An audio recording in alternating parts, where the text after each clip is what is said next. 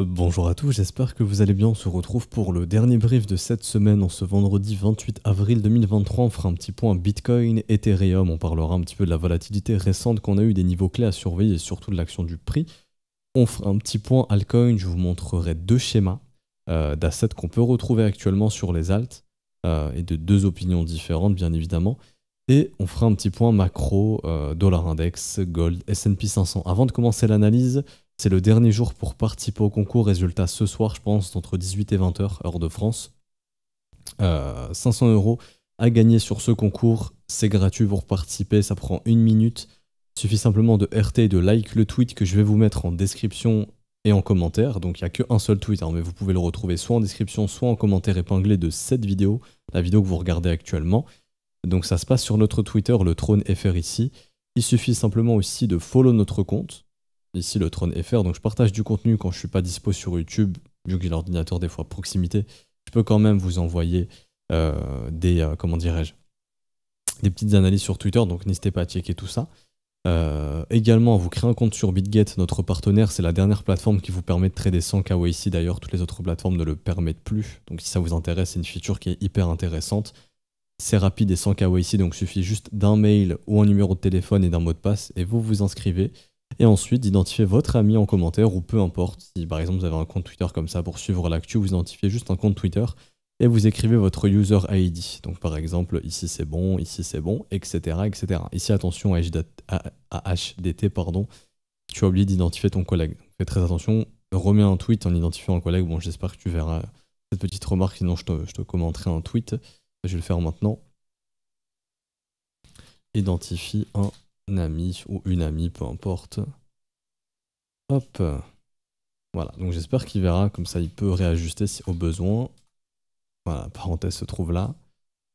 Hop. Et donc voilà les gars, ça prend 1 minute, tirage au sort ce soir. Donc dernier instant pour participer. N'hésitez pas, et tous ceux qui ont participé à ce concours pourront participer au prochain concours également. Ok? Parce qu'il y en aura un la semaine d'après également. Alors du coup, le BTC, donc on avait vu un petit peu les zones à surveiller quand on était dans le rebond, donc nous on avait vu justement la cassure du range, donc le spring, la fausse cassure, la réintégration, retest du support, cassure haussière, et donc on avait vu ensemble que l'objectif était de venir nettoyer les stops au-dessus de 29 400, chose qui a été faite, on est revenu en zone de rechargement de short, on est revenu, hop, ici combler la zone de déséquilibre, et également, je ne sais pas si vous vous souvenez, mais on avait noté ensemble le trou dans le volume profile ici, donc le prix est revenu, ensuite grosse réaction baissière, bon ça on va pas l'expliquer pour X ou Y raison, il suffit d'un gros wallet qui vende beaucoup et que le prix baisse hein, bien évidemment. En tout cas grosse réaction baissière, donc on sait qu'il y a des vendeurs qui se sont montrés dans la zone identifiée. Et depuis ici rebond et retour vers la résistance, pour l'instant pas de cassure, du coup je change de template juste ici, donc là on a pu mettre l'open interest sur TradingView, c'est super cool, c'est un élève qui a fait ça. Et un développeur avec qui je travaille tout simplement qui a pu mettre ici en place l'open interest directement sur TradingView, c'est super cool. Et du coup, actuellement, on voit que depuis qu'on a eu, on a eu le gros nettoyage ici, quand on est venu chasser les stops, pareil, les open interest ont chuté, donc les shorts se sont fermés, il y a eu des clôtures de longues aussi qui se sont déclenchées, donc certains ont pris profit sur leurs longues. Et là, actuellement, depuis qu'on est en train de rebondir, ce qu'on voit, c'est très simple. C'est un open interest qui remonte. Donc là, ça veut dire qu'il y a et des longues et des shorts qui s'ouvrent. Ok, là, je vous apprends rien quand l'open interest il monte, parce que des fois, faut pas trop faire ce rapport trop vite de le prix monte, l'open interest il monte, donc les gens achètent. Non, l'open interest peut monter. Il y a et des acheteurs et des vendeurs. Moi, si j'ouvre une position, comme je l'explique tout le temps, si l'open interest il monte, c'est que j'ai fill, donc j'ai ouvert la position de quelqu'un d'autre. Et donc, si j'ouvre un long, par exemple, eh ben, ça va ouvrir le short de quelqu'un ou prendre le profit d'un long de quelqu'un, etc., etc. Mais en tout cas, il y a un vendeur en face qui va devoir me vendre pour que je puisse acheter. Donc soit quelqu'un qui vend son long, qui ferme son long du coup, ou quelqu'un qui ouvre un short. Et du coup, si l'open interest il monte, c'est que et des longues et des shorts s'ouvrent. Ce qui est important de regarder, c'est de voir comment se comporte le prix. Ok. Et donc là, actuellement, l'open interest monte, le prix monte. Ce qui veut dire que, actuellement, pour faire simple, je vais réduire l'opacité ici, tous les gens qui ont shorté dans cette box, pour l'instant, sont un petit peu en panique, puisque le prix continue de monter et de monter et de monter. Du coup, ces shorteurs se sentent un petit peu en danger. Si le prix, donc ça c'est la lecture de l'order flow qui nous l'apprend, pour moi, si le prix vient sous ce niveau, ça commence à devenir dangereux pour les acheteurs. Ok? Puisque, ça je vais vous l'écrire, mais acheteur de rebond bloqué. Tout simplement. Si le prix vient là-dessous, tous les mecs qui ont commencé à acheter ici vont être underwater et donc du coup leur stop loss se trouve où à ce moment-là? Le stop loss des acheteurs va se trouver ici. Je vous mets un petit texte. Stop des acheteurs. Donc si on vient sous 28 400 à peu près, 28 400, 28 600 plutôt, beaucoup de ces acheteurs ici vont commencer à être bloqués. Et je vous dis pas juste que voilà on fait une mèche, non, on peut très bien faire une mèche, nettoyer quelques stops et repartir. Mais vraiment si le prix, vous voyez que là on commence à rebaisser comme ça, et que le prix s'installe dessous, prochain objectif pour moi c'est chasser les stops et faire un nouveau plus bas sous 26 800. Et donc à ce moment-là, les stops également sont où? Sont sous les 26 500, voire sous les 26 100 $. Donc sous les creux qu'on a encore ici. Donc ça je vais... Ah, j'ai oublié le S ici d'ailleurs. Ici je vais vous le copier, enfin vous le cloner. Hop. On va mettre l'aimant. Tac. Et on a aussi les stops des acheteurs qui sont où? Sous ces creux. Ok? Juste ici. Donc ça serait en gros nettoyage sous cette zone. Du côté des vendeurs, si jamais, parce qu'actuellement qui est bloqué pour l'instant dans cette box, c'est plutôt les vendeurs. Les stops des vendeurs se trouvent où? Se trouvent tout naturellement maintenant au-dessus de ces sommets ici. Donc là je vous écris stop des vendeurs, je le mets en top et je le mets en rouge. Hop. Donc tous les stops des vendeurs se trouvent ici au-dessus de ça et donc au-dessus de, grosso modo, au-dessus de ces zones de prix. Donc au-dessus des 31 000. Zone intermédiaire, bien sûr, au-dessus ici des 30 600 $ à peu près. Et sinon, pour chasser un paquet de stops, bon bah là, c'est bien sûr au-dessus du nouveau sommet. Ni plus ni moins. Ok. Donc là, actuellement, ce qu'il faut attendre, c'est une résolution. Ni plus ni moins. Et un comportement du prix. C'est-à-dire que si le prix, il vient, il fait ça, et que derrière, on commence à faire ça, ça c'est pas bullish. Ok. Si on breakout, faut idéalement que ces breakouts soient maintenus et qu'on continue. Si le prix commence à venir ici, qu'on prend les stops des vendeurs et qu'on commence à faire ça, ça c'est pas du tout bullish et il y aura probablement un nettoyage ici par la suite. Par contre, si là le prix il va directement, bon bah le prix il va directement, ok. Et donc là on ira probablement chasser les stops, ici vous voyez. Et donc ce qui serait haussier, c'est cassure, maintien, on continue. Et donc la prochaine étape, je pense perso 35-36, comme d'hab, de toute façon ça reste l'objectif pour moi d'ici juin. Tant que je vois vraiment pas un gros top de marché, je m'attends toujours à ce qu'on ait au moins 35 000, 36 000 $ d'ici mai-juin, probablement. Maintenant, la question c'est, est-ce qu'il y a un besoin d'aller nettoyer dans les 25-26 ou pas? Il y a beaucoup trop de gens qui attendent pour acheter à 25-26. C'est ça aussi le truc. Désolé pour ce bruit de bouche. Donc, j'ai pas grand-chose d'autre à dire, sincèrement. J'ai réfléchi, mais je pense que j'ai parlé de tout, honnêtement. Je vois pas d'autre chose. Peut-être au niveau du volume, pardon, des ordres dans les order book, voir s'il n'y a pas des datas intéressantes. Non, franchement, je vois pas grand chose d'autre, hein. Ce que je vois par contre, c'est qu'il y a beaucoup de sell limit là. Donc là, il y a une volonté de bloquer le prix ici pour l'instant. On voit qu'il y a un rapport de force au niveau des vendeurs qui est beaucoup plus important qu'au niveau des acheteurs, au niveau des ordres qui sont posés dans l'order book ici sur Binance Spot, qui est un petit peu la valeur de référence que je prends, le ticker de référence. Mais sinon, sans plus, honnêtement, sans plus. Ouais, Bitcoin, j'ai pas d'autre chose à dire. Ethereum, du coup. Alors, Ether, lui, c'est un petit peu arrêté au niveau de nulle part. Et ça, c'est un peu bizarre.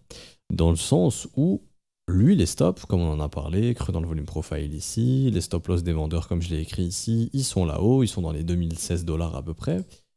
Pourquoi ils s'arrêtent juste ici? Ça, c'est la question. Du coup, est-ce qu'on n'est pas en train de nous spoil le fait que Ether il va aller là-haut, et pour aller là-haut, il faut que Bitcoin il fasse quoi? Bah, faut que Bitcoin du coup il pump aussi, et que du coup Bitcoin va aller nettoyer les stops des vendeurs. Hop, sur ce graphique ça sera mieux, et du coup va aller prendre les stops des vendeurs juste ici, ok? Ça voudrait dire qu'en gros Bitcoin il fait ça, et Ethereum du coup lui il en profite pour aller là-haut. Ça c'est un des scénarios que j'ai en tête, puisque c'est vrai qu'Ether il s'arrêtait un petit peu au milieu de nulle part. Bon, maintenant on verra bien. Si Bitcoin rejette ici, Ethereum va suivre, bien sûr. Ok, donc Ether va rejeter tout simplement ici aussi, ni plus ni moins. Et comme on en a déjà parlé depuis quelques temps, si on reprend direction baissière, c'est vrai que les stops des acheteurs, ils se trouvent sous tous ces creux, donc il y aura un objectif de nettoyage probablement vers les 1600 $. Sachant qu'en plus de ça, on est venu casser la résistance, on a réintégré. Pour moi, tant que ETH ne regagne pas le niveau de résistance ici, on est potentiellement dans ce genre de scénario. Par contre, si dans le meilleur des mondes, et mai-juin, c'est une saisonnalité plutôt bullish, on pourrait totalement s'attendre à cette action de prix, c'est réintégrer la résistance, qu'elle redevienne support, et là, à ce moment-là, Ether qui définitivement casse la zone de résistance ici, et qui se dirige au moins vers les 2400, voire 2800 $ par la suite. Ce serait l'objectif. Mais pour ça, il faut absolument regagner cette résistance, et que ça redevienne un support, c'est hyper important. Ok ? Niveau order flow sur ETH, il n'y a pas grand chose à dire, je pense. Les open interest sont assez flat, franchement, il n'y a pas beaucoup d'informations. Bon, il y a eu le gros nettoyage ici, mais depuis, sans plus. Franchement, c'est plutôt sur Bitcoin que les paris à levier commencent à être repris. C'est pas trop sur Ethereum. Donc, j'ai fini ici. Et là, ce qui va m'intéresser, c'est le point macro. Que je vais avoir, du coup, ici.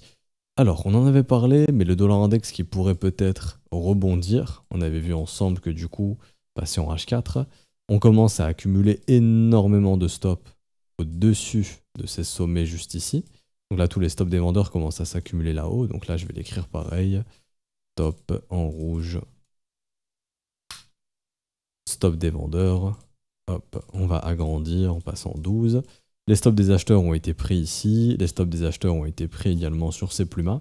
Et ce qui est vachement intéressant, c'est que on a un hedge fund qui vient, donc qui gère des milliards, qui vient de call un short. Ici, je vous mets le screen. C'est sur Twitter que j'ai trouvé ça, bien sûr. Hop. Donc, billionnaire hedge fund manager Stanley Druckenmiller a shorté le US dollar. Et que justement, quand vous avez des hedge funds qui vous donnent leur move, c'est qu'ils font probablement le contraire. Je vois clairement pas un hedge fund, donc un mec qui gère des milliards, venir shorter le dollar index sur les creux de 2022 et de 2023. Pour moi, ça n'a pas de sens, sachant qu'en plus de ça, il y a eu un nettoyage des stop loss. Dans un bad range, après toutes les bad news qu'on a eu autour du dollar, c'est-à-dire en gros la montée en puissance des BRICS, le fait que la France, la Chine, les Émirats Arabes Unis, l'Arabie Saoudite, certains pays de Golfe qui font des échanges pétroliers commencent à passer via la monnaie chinoise ou leur propre monnaie locale, que les Émirats Arabes Unis qui font des échanges en milliards avec l'Inde, etc., commencent aussi à passer via soit la roupie indienne ou le dirham émirati, ça montre qu'on commence à se dédollariser un petit peu. Mais malgré tout, toutes ces news qu'on s'est mangées, le prix, il n'a même pas réussi à faire la cassure baissière du range. Et en plus de ça, là, il y a à ce qui paraît un multimilliardaire, enfin, un hedge fund de plusieurs milliards de dollars, où le mec nous dit, bon bah nous on vient de shorter le dollar index. Le trading, je compare pas du tout ça au poker, mais tu peux pas dévoiler comme ça ton jeu et dire, bon bah moi je suis short, venez me liquider plus haut, venez chercher mes stops, ou venez m'invalider. Ça n'a pas de sens. Un milliardaire va jamais dire ici, bon, moi je suis short, etc. Pourquoi call un short ici? Ça n'a pas de sens. Surtout qu'en plus de ça, comme je l'ai déjà expliqué, les éléments de momentum commencent à indiquer un potentiel rebond. Également, le prix quand tu le regardes, tu vois clairement que il y a trop de vendeurs en fait. On n'accumule que des vendeurs. Tous les stops ils sont au-dessus des 103,6. Le prix commence à bien tanker, on commence à revoir des petites structures se former. Je sais pas, c'est très bizarre. Je sais pas ce que vous en pensez, n'hésitez pas à me dire en commentaire, vous, votre avis, est-ce qu'il se fout de notre gueule, est-ce qu'il est sincère, etc. Bon, généralement, tant que c'est pas Goldman Sachs qui colle un short, ça va. Mais bon, quand tu commences à avoir des fonds comme ça qui te disent, ouais, on est en train de shorter le dollar, c'est un peu bizarre. Surtout toutes les news baissières qu'on s'est mangées. En fait, c'est ancré maintenant dans la tête des gens que, d'ailleurs ici, hein, les stops vont jusqu'ici, c'est ancré dans la tête des gens que le dollar commence à faiblir un petit peu. Et ça, c'est bizarre parce que le prix ne baisse pas.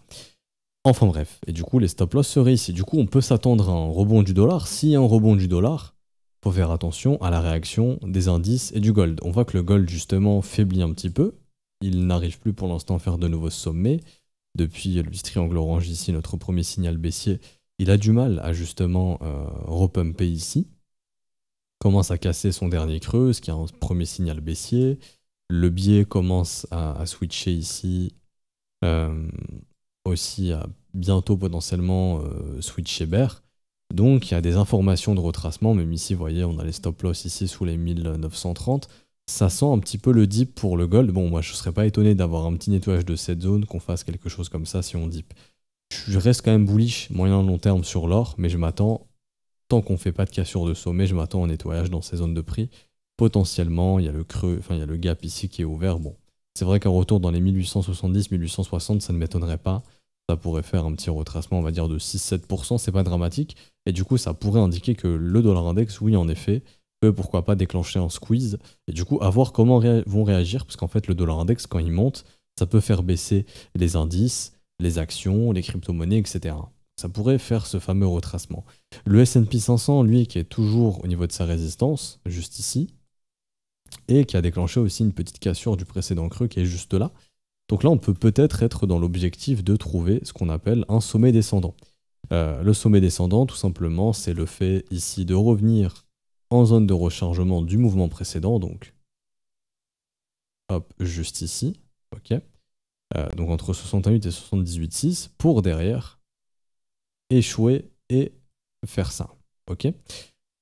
Ça, on ferait ça, bien sûr, si le dollar index rebondit. Donc là, on est un petit peu sur des niveaux très importants. Grosse résistance pour le S&P 500. Un hedge fund qui dit shorter le dollar index et un gold qui commence aussi à faiblir. Donc on a peut-être un petit rebond à prévoir sur le dollar et du coup, à voir comment les autres assets vont réagir. Ce qui colle pas ici, c'est les informations de sentiment où la majorité est short sur les indices américains, européens et la majorité est longue sur le dollar. Maintenant, est-ce qu'un rebond du dollar et une baisse des indices, les gens vont switcher bull, vont essayer d'acheter les dips? Bon, ça, faudrait faire attention. C'est pour ça que je ne m'attends pas pour l'instant au big rallye du dollar index, je m'attends à un simple rebond, histoire de nettoyer quelques petits shorts, etc. Ensuite, on verra ce que ça donne, parce que la grande majorité reste quand même short sur Euro-USD et short sur GBP-USD, donc ça veut dire qu'elle est plutôt bullish sur le dollar. Okay, donc ça, c'est un petit peu l'information de sentiment qui est un petit peu contradictoire à ce que nous montre la technique. Bon, maintenant, les sentiments peuvent évoluer, bien évidemment. Et voilà, je tenais à vous partager tout ça aujourd'hui, donc un petit peu de vigilance, surtout les zones de prix dans lesquelles se trouve Bitcoin, les informations macroéconomiques qu'on commence un petit peu à avoir, enfin surtout la technique au niveau du dollar index, etc., du S&P 500. Le dollar index peut invalider justement tout mouvement aussi s'il casse vraiment les 100,8 points, donc s'il casse vraiment le range au sud. Dollar index futur ici. Hop. Donc s'il commence à retourner sous ses creux, ok. Mais bon, pour l'instant, c'est pas encore le cas et il a envie, pour l'instant, on a l'impression de, pourquoi pas, déclencher ce fameux squeeze, donc à surveiller. Et donc pour finir, les altcoins. Alors, on avait vu le total 3, donc là je vais aller sur, donc je vous dis pas que c'est des opportunités à surveiller, je vous montre juste 2 types de schémas. 3 schémas en réalité. Donc vous avez Solana. Solana qui fait partie du schéma où les creux ascendants sont toujours d'actualité, c'est-à-dire qu'en gros, depuis qu'on a eu le rebond le 10 mars, on enchaîne les creux ascendants comme ceux-ci. Et là, il y a plusieurs types de traders. Il y a ceux qui vont se positionner sur les creux ascendants, donc dynamique haussière, on achète les creux ascendants. Et il y a celui qui va attendre le nettoyage de ces creux, parce que oui, c'est vrai que là, on commence à avoir beaucoup de stop-loss qui s'accumulent, du coup, sous les 18,50. Donc il y a celui qui achète les creux ascendants, donc qui achète ici, il y a celui qui attend le nettoyage sous les 18,50. Bon, ça dépend de chacun. Donc ça, c'est le premier schéma. Comme Solana, vous allez en retrouver d'autres, qui, eux, pour l'instant, ont nettoyé aucun creux et qui sont toujours dans cette optique d'avoir cette dynamique haussière, creux ascendant, donc ça fait une trendline haussière quand on relie les creux. Premier schéma. Deuxième schéma, et là, il me faut des charts clean. Hop, donc on va faire x3 divisé par 3. Pour ceux qui me demandent, hein, c'est juste pour avoir une charte clean si j'ai déjà dessiné quelque chose sur Avax. Si je multiplie quelque chose 3 fois et que je le redivise 3 fois, j'ai rien fait. Mais en gros, c'est une petite astuce sur TradingView pour que vous puissiez avoir une charte clean, parce que là, en gros, si je retire ça et que je viens juste sur Avax, si j'ai déjà dessiné dessus, ce qui est le cas par exemple ici, bah en fait, vous vous retrouvez avec tout simplement un graphique qui a déjà été travaillé par exemple. Même sur Solana, ici. Donc là, j'avais déjà des petites choses de déclencher, mais si je fais x2 divisé par 2, etc., je me retrouve avec une charte qui est clean. Par exemple, si je fais pareil x3 divisé par 3. Mais ça change rien, hein, c'est pas une formule magique. Hein. Bon, voilà, j'ai déjà dessiné quelque chose, mais c'est juste pour avoir une charte clean si vous avez déjà dessiné sur l'indice principal. Ok. Et donc là, je reviens ici, donc x3 divisé par 3. Et donc, en l'occurrence, sur Avax, c'est le deuxième schéma. On a commencé à prendre quelques petits creux et maintenant on se retrouve proche des autres creux. Donc pareil, ça veut dire que là pour quelqu'un qui va acheter des creux ascendants, c'est un petit peu bizarre. Pourquoi? Parce que bah, le précédent creux il était là, il a été bouffé ici. Ok. Donc plusieurs possibilités. Il y a celui maintenant qui va essayer de trouver le short ou dans la zone de rechargement de short. Donc dans cette zone de prix ici. Ok. Et il y a celui qui tout simplement va essayer de trouver l'achat ou tout simplement sous les creux ici. Ok. Mais vous voyez que Avax fait partie du deuxième schéma parce que lui, Avax, il est déjà venu manger quelques creux, mais pas tous les creux. Solana n'en a pris aucun, premier schéma. Avax a commencé à en prendre un ou deux, ici. Vous voyez, un et deux creux. Les autres creux pour venir chasser tous les stops, c'est sous 15,23 $. Pour l'instant, on n'y est pas venu. Et du coup, ici, le fait qu'on a commencé à casser des creux peut peut-être indiquer qu'on va commencer à faire des sommets descendants. Et du coup, aller plus bas par la suite, mais avant qu'on aurait un rebond, dans les 20 $ à peu près, pour une poursuite baissière ensuite. Et il y a le trader qui, lui, tout simplement, veut acheter vers cette zone de prix et venir nettoyer ses creux. Ok? Tout simplement. Et il y a le troisième schéma, ici, qui est ici, donc en l'occurrence, c'est BAL, donc là, pareil, faire x4 divisé par 4, par exemple, pour avoir une charte clean, qui, lui, est venu nettoyer tous les stops depuis le creux du 10 mars. Juste ici. Ok? Donc là, vous voyez, il y avait tous les creux. 1, 2, 3, 4, 5, 6, 7. 7 creux juste ici. Et les stop loss se trouvaient où, pardon? Ben, sous le niveau clé ici. Hop. Les stops ont été récupérés de toute cette zone. Et donc lui, c'est le troisième schéma où tous les creux ont été récupérés. On est revenu proche du dernier creux, donc du support juste ici. On va mettre ça en vert. Tac. Donc on est revenu juste là, ici. Et donc on est aussi venu combler les imbalance, etc. Et donc lui peut offrir une opportunité d'achat intéressante justement dans ces zones de prix, stop loss en 4K sur des creux. Et donc par la suite, les objectifs se trouvent au-dessus des sommets, ok, pour aller récupérer les stops des vendeurs et voire même plus haut par la suite, puisque dans l'état, il pourrait faire de grosses structures weekly, donc quand je vous dézoome le graphique, mais il n'est pas très loin de pouvoir faire, pourquoi pas, des W dans des W, casser et déclencher un vrai retracement. Ok? Donc ça va dépendre un petit peu de votre vision actuelle. Est-ce que vous êtes un acheteur de creux ascendant? Si c'est le cas, Solana a proposé ça. On avait vu ça sur Avax, sur le deuxième schéma, qui est beaucoup plus compliqué, où j'ai nettoyé quelques creux, mais j'ai pas tout nettoyé, du coup j'ai encore des stops à aller chercher plus bas. Est-ce que je vais aller les chercher, ou est-ce que d'abord je vais aller chercher, donc là sur Avax on avait vu la zone de rechargement de short pour aller chercher les longues ensuite, donc justement la zone de rechargement de short offrira une zone de vente intéressante, donc ça c'est le deuxième schéma. Et le troisième schéma, qui est BAL ici, il y en a d'autres, hein, mais là c'est BAL que j'ai pris en exemple, qui est tout simplement, moi j'ai nettoyé tous les stops intermédiaires, j'ai maintenu mon creux principal du 10 mars, j'ai offert une bonne entrée qui se trouve où également, bien sûr, dans la zone de rechargement, vous voyez ici, hop, on est venu chercher la zone de rechargement sous tous les creux, hop, donc tous les creux sont pris, RLZ, bonne zone d'entrée ici, invalidation si on casse les plus bas, et objectif bien sûr, trouver de la vente plus haut, au-dessus des sommets, vers les 8 $ et plus. Ok? Donc ce qui peut offrir des setups intéressants. Donc maintenant, ça va dépendre justement du type de schéma qui vous intéresse.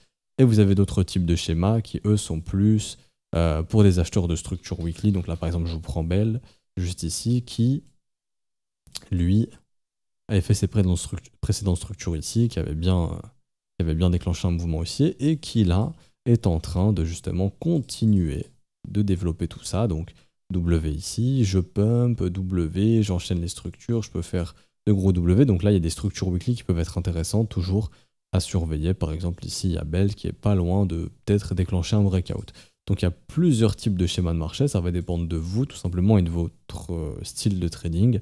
Est-ce que vous allez acheter des structures weekly? Est-ce que vous allez privilégier des assets qui ont nettoyé tous leurs creux? Donc à ce moment-là, BAL peut être intéressant pour vous. Il y a d'autres assets qui ont dû faire ça, bien évidemment. Donc ça dépend du type de schéma que vous allez chercher, tout simplement. Mais actuellement, c'est plutôt le schéma. Et quand on regarde le Total 3, donc ça c'est plutôt l'indice des altcoins, et qu'on vient l'évaluer face au Bitcoin, plutôt BTC-USD pour avoir plus d'historique. Hop. Si j'écris bien, ce sera mieux. Quel hop, et ben on voit que les altcoins sont vraiment en train de devenir faibles ici. Ça, c'est la force des alt face au Bitcoin, et on voit qu'on était dans un énorme range qu'on commence à casser au sud. On va voir. Soit c'est une excellente opportunité, les altcoins vont reprendre de la force, ce qui n'est pas impossible. Par contre, si vraiment on casse, là, c'est l'information que depuis mai 2021, les alts étaient en train de consolider face au Bitcoin. Bon, la grande majorité a baissé, bien évidemment, mais que là, on va rentrer dans une accélération de force de BTC et une accélération de faiblesse sur les altcoins. En tout cas, on aurait un Bitcoin qui est beaucoup plus fort que les alts si vraiment cette cassure baissière se fait. Donc ça, il faut faire très attention. Et pour finir, je reviens sur le total 3, qui est le schéma global des altcoins,